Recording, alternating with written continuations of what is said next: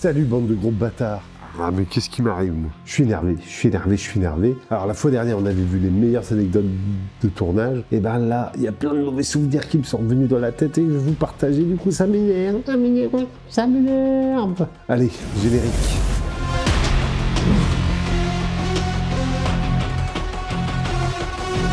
Alors pour commencer dans cette vidéo, je vais citer aucun nom de projet, aucun nom de personne. Parce que ça reste du divertissement, ça reste YouTube, c'est pour le fun. On n'est pas là pour cracher sur les gens. Et si certaines personnes se reconnaissent dans ce que je raconte, le prenez pas mal, c'est pour le fun. Moi, j'en tiens pas rigueur. Tout ça, quand j'y repense, ça me fait rire. Sauf que, bah voilà, c'est YouTube, ça me titille, j'ai envie de le raconter. Alors on commence tout de suite avec la première anecdote. Je suis sur un tournage en tant que réalisateur et j'ai quand même une équipe assez conséquente à diriger.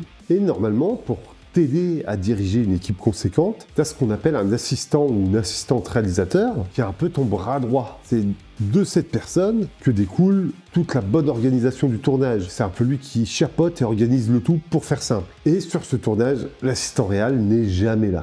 On tourne la tête dans tous les sens, on le retrouve jamais. Il est jamais sur le plateau. Et en fait, quand on fouille un peu, ce trou du cul, il est en train de se balader. Alors je dis il, mais ça peut être elle, il, ça peut être ce que vous voulez. Et il est en train de prendre des photos et de faire du tourisme dans la région où on tourne. Donc le gars, il croit qu'en fait, il est venu en tourisme, que c'est un peu le Club Med. Alors il a beau avoir un talkie-walkie avec une oreillette, hein, mais... Non, on le retrouve toujours avec son petit appareil photo. Le mec, il fait du tourisme de l'extrême. En fait, il fait tout, sauf son boulot d'assistant réalisateur. Les gens de l'équipe lui en ont voulu parce que on prenne du retard sur quelques trucs, quoi, du coup. Alors, heureusement que tout le reste de l'équipe avait beaucoup de bouteilles et s'en sortait. J'ai plus jamais retravaillé avec ce type-là, c'était plus simple. À un moment, vaut mieux arrêter les frais que de continuer avec des gens comme ça qui sont pires qu'incompétents. En fait, incompétents, c'est pas grave, parce que incompétents, souvent, t'as essayé de faire. Moi, les gens incompétents me gênent pas s'ils se donnent à fond. Mais alors, les gens qui en branlent pas une, juste pour le plaisir de pas en branler une, waouh, ça, j'ai un peu plus de mal. Pour continuer comme ça, un peu sur les tournages, où il y a une grosse équipe, deuxième anecdote, on tourne assez tôt le matin, et on attend un comédien qui a un des rôles principaux, et il ne vient pas, il ne se pointe pas. Sur ce tournage-là, le comédien vient de ses propres moyens. Et donc, on attend, et le mec ne se pointe jamais.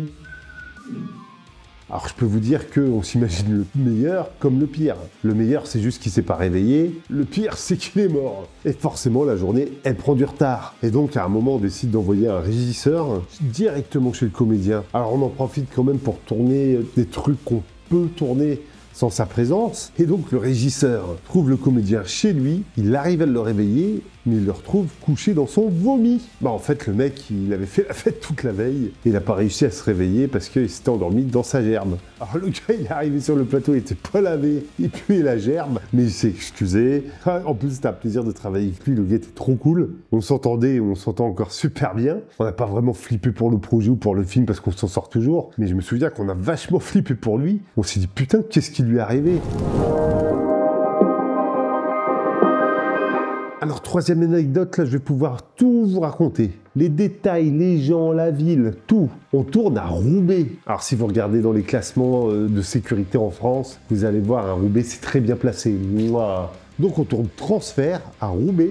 Et il y a deux régisseurs qui font ce qu'on appelle ventouse. Faire ventouse, c'est quoi? C'est bloquer les rues avec les autorisations de la mairie pour pas qu'il y ait de bagnoles qui passent. Alors nous, c'était pas pour l'image, on tournait pas dehors, mais on tournait dans un bâtiment annexe à la rue. Et donc, il fallait pas qu'on entende les bagnoles passer. C'était chiant pour le son. Donc on avait l'autorisation, cette journée de tournage-là, de bloquer la rue. Donc il y a deux régisseurs qui bloquent la rue. Et moi, je suis en train de tourner, mais il doit être à 30-40 mètres d'eux. J'entends du bruit dehors, ça gueule, il y a un peu d'action, mais ça n'a pas l'air si horrible que ça, ce que j'entends. Surtout qu'on continue tous à tourner, il n'y a personne qui réagit au talkie-walkie, enfin, a priori, ça n'a pas l'air si grave. Sauf que, on est à Roubaix, les gars. On est à Roubaix. En fait, ce qui se passe, c'est que les régisseurs étaient en train de se faire attaquer à coups de hache parce qu'il y avait des mecs qui voulaient forcer la ventouse, alors qu'on leur a demandé tranquillement d'attendre 1 ou 2 minutes, parce qu'on les prévenait au talkie-walkie à chaque coup. Vous pouvez laisser passer les bagnoles, on reprend. Vous voyez, ça dure jamais très longtemps. Et les gars, ils ont voulu buter du régisseur à coups de hache. Donc derrière, on a appelé les flics, ils sont venus, ils n'ont jamais retrouvé les gars. Mais putain, ouais, Roubaix, tu tiens bien ta réputation, hein. Bravo. 4e pire souvenir de tournage, je suis engagé comme chef opérateur pour un documentaire pour France Télévisions. Et le tournage se déroule sur 2 mois, je crois. Et il faut savoir qu'à cette période-là, je suis dans une période où j'ai besoin d'heures pour mon intermittence. Donc ce contrat est vraiment le bienvenu. En plus, sur le papier, le projet a l'air vraiment cool. Je rencontre le réal, bon, voilà, le courant passe plutôt bien pour un premier rendez-vous, parce qu'à ce rendez-vous, il y a le producteur en fait. Puis arrive le premier jour de tournage. Et sur un docu, vous êtes plutôt en équipe réduite, même si c'était pour France Télé. En gros, sur le tournage, il y avait moi, un ingé son, le réal, et si je me souviens bien, il y avait aussi une espèce d'assistant, un étudiant qui nous suivait. Et putain, j'ai jamais vu un réal aussi mauvais. Première scène qu'on doit faire, on arrive dans un grand hôtel et on doit interviewer un gars. Sauf que le réal, c'est une bite. Il sait pas ce qu'il veut, il improvise à tous les moments. Il décide de faire l'interview devant un local poubelle en extérieur, en plein centre-ville. Alors à l'image, je peux faire tout ce que je veux, je peux pas faire des miracles. Si le ciel est voilé, ben, il reste voilé. Alors je veux bien être bon, hein, si vous voulez, mais je suis pas Dieu, je peux pas inventer le soleil. Je peux pas effacer les poubelles à l'arrière-plan du local poubelle que le réal a choisi de filmer.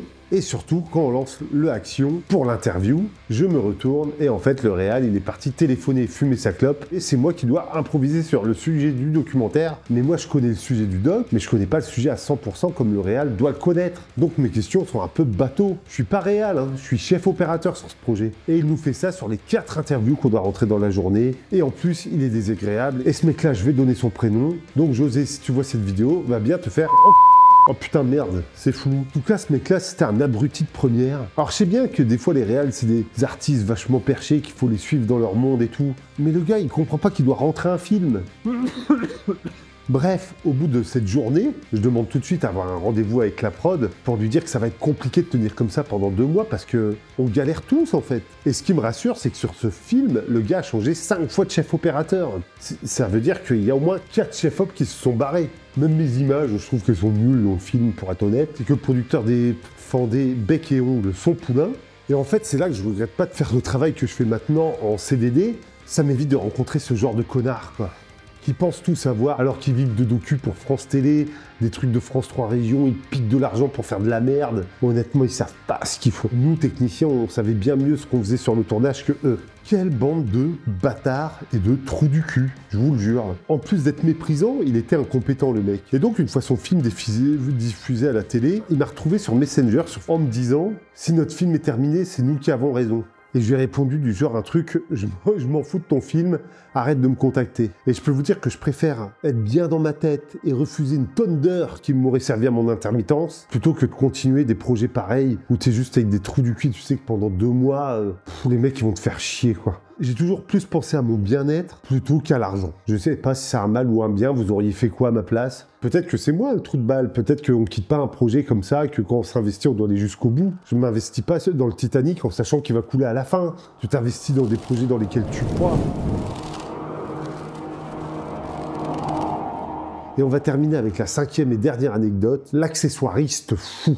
Prenez du popcorn, un bon bouquin, mettez-vous dans un fauteuil confortable, on va faire un petit story time. J'ai rendez-vous pour un film avec un accessoiriste pour faire le point sur certains derniers accessoires qu'on doit récupérer. À savoir que mon chef déco fait certains accessoires pour le film et que cet accessoiriste en fait certains autres. Et bizarrement, ce mec-là me donne déjà rendez-vous à 21h. C'est quoi ces rendez-vous professionnels? Bonjour, je suis agent immobilier, je vous donne rendez-vous à 1h du mat pour signer le compromis. Et je suis accompagné du comédien principal de mon film et je suis accompagné de ma compagne parce qu'on s'était baladé dans la région parisienne ensemble à cette période. Donc on arrive chez lui, au début tout se passe plutôt bien.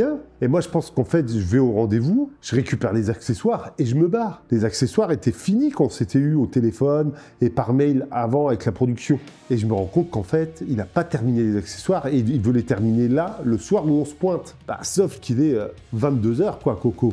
Moi, j'ai pas que ça à foutre. Et là, le comédien qui m'accompagne me dit « Moi, je reste avec lui toute la nuit s'il le faut. » Et là, l'accessoiriste me fait un move très étrange. Il me demande un chèque de caution de 15 000 €. Mais je me dis « Allez, je fais quand même le chèque. Ça reste juste un chèque de caution. Je vois pas ce qui peut mal se passer. » Et là, déjà, j'ai été sans doute trop con. Un chèque de 15 000 balles à un mec qui fait des accessoires chez lui. Donc je reprends la route avec ma bien-aimée et arrivé en plein milieu de l'autoroute, je me dis putain, il y a un truc qui cloche avec ce chèque, je sens pas le mec, on fait demi-tour. Et donc j'arrive chez le mec, il est au moins minuit et demi, le temps d'avoir fait l'aller-retour. Et je me rends compte qu'en fait, il a encore rien foutu. Le comédien me dit qu'ils ont pas trop avancé, que le mec il sait pas trop ce qu'il fait et tout. Dans l'énervement, je lui dis mais qu'est-ce que tu vas foutre avec mon chèque de 15 000 €? Et il me dit bah je sais pas, c'est ma caution.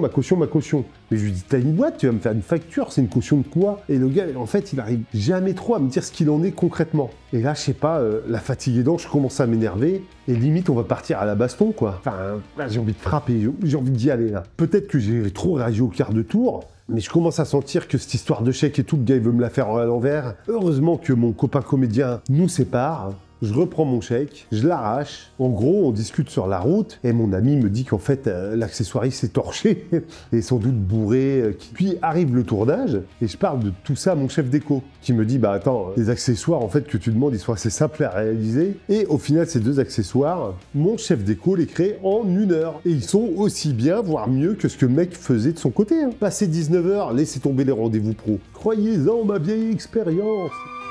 Croyez-en ma vieille expérience. Et ben voilà, ça défoule. J'espère que ça vous a plu, que ça vous a diverti, que ça vous a amusé. Et vous, est-ce que vous avez déjà vécu des mauvaises expériences? N'hésitez pas à me le dire dans l'espace des commentaires. Si cette vidéo vous a plu, n'hésitez pas à vous abonner, à mettre la cloche et un pouce bleu. Ça fait toujours plaisir et c'est le meilleur moyen d'aider la chaîne. Moi, je vous dis à bientôt pour une nouvelle vidéo. Et d'ici là, allez bien vous faire en filmer. Allez, ciao!